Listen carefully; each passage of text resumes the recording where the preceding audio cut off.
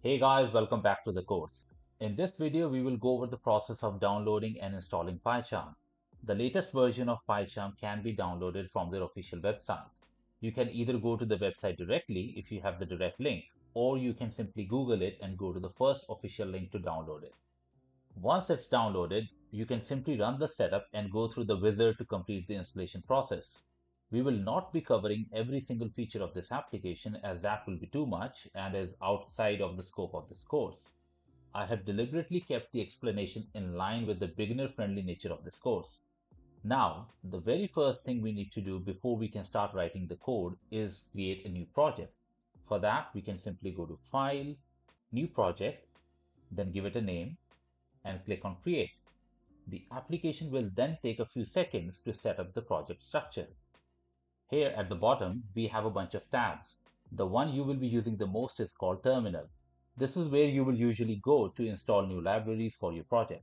For example, if I wanted to install the OpenPyXL library, which is used to work with Excel spreadsheets, then I will go to the Terminal tab and issue the command pip install OpenPyXL and hit enter.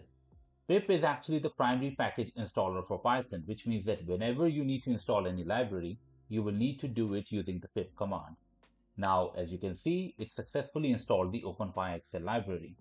If you want to check what libraries or packages are installed in your project, then you can explore the Python Packages tab. As you can see, we just installed OpenPyXL and it's now showing up here along with its version number. It may take a few seconds to show up as you move between these tabs. Alternatively, we can also expand this folder called lib at the top within our project's virtual environment, and it shows OpenPyXL here as well. Now, in order to run the Python file, you can select the desired file from the drop-down on the top right corner and click on the play button next to it. Here we have some basic code in this file. Let's run it and see how it works.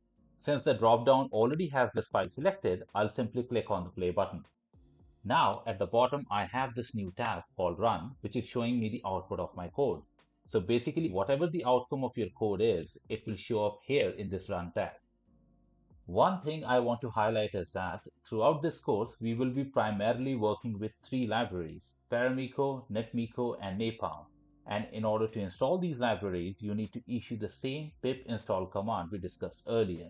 So please install them first before you start writing code for network automation. We will discuss these libraries and their usage in greater detail in subsequent lectures. This completes the initial introduction to PyCharm application. I am absolutely positive that as you start using it more and more for your Python programming, you will get more comfortable with its usage. So with that, I thank you for joining me in this journey, and I hope you find the rest of the course useful as well.